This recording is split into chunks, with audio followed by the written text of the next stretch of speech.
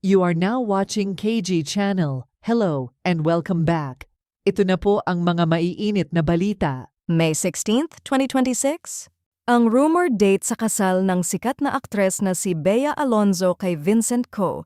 Hanggang ngayon ay tikom pa rin nga ang bibig ng aktres kahit na marami ang nagsasabing kasal na sila ni Vincent.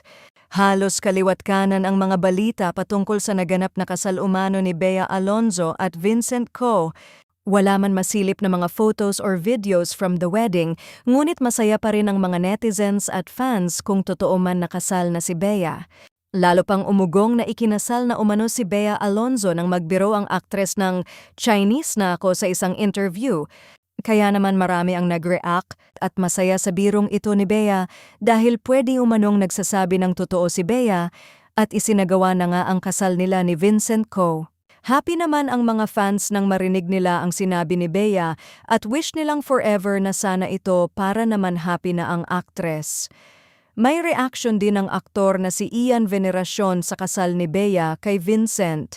Baka sa mukha ni Ian ang kasiyahan ng banggitin ang tungkol sa pagpapakasal ni Bea.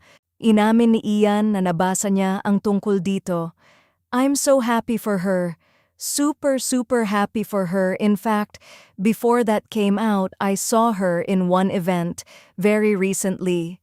And ayun nga, sabi ko sa kanya, dami mong utang na kwento sa akin." Sabi niya, I know. Let's catch up, blah blah blah. Tapos nung nakita ko yung news na parang ikakasal sila, wow!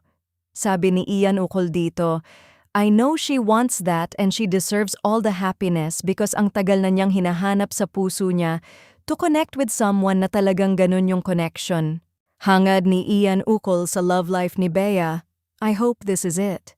I'm glad she finally found someone to have that deep of a connection to want to spend the rest of her life with this person. Galing! Meron ding love advice si Ian kay Bea, sagot ni Ian.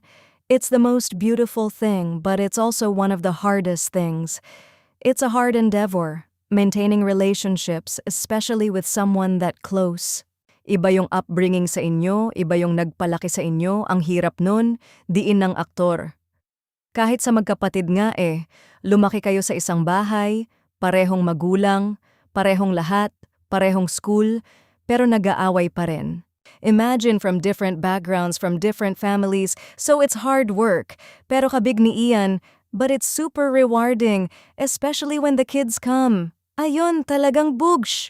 Wala na, iba na, sabi ni Ian bilang isang ama. Nakuhanan din ng reaction si Zanjo Marudo patungkol sa kasal ng kanyang ex-girlfriend na si Bea. During the ambush interview, Marudo initially shied away from the surprise question towards the end of the huddle, but granted his reaction exclusively with ABS-CBN News. Totoo ba? Ang unang reaction ni Zanjo. Then jokingly said, "Wala akong imbitasyon Yes, of course, I'm very happy for her." Finally, di ba? Lahat tayo kailangang maging masaya sa mga batch namin. At least ito, unti-unti na kaming nabubuo. Si Zanjoy Marudo at Alonzo became an item during the early 2010s and lasted for around 5 years. The couple broke up in 2016.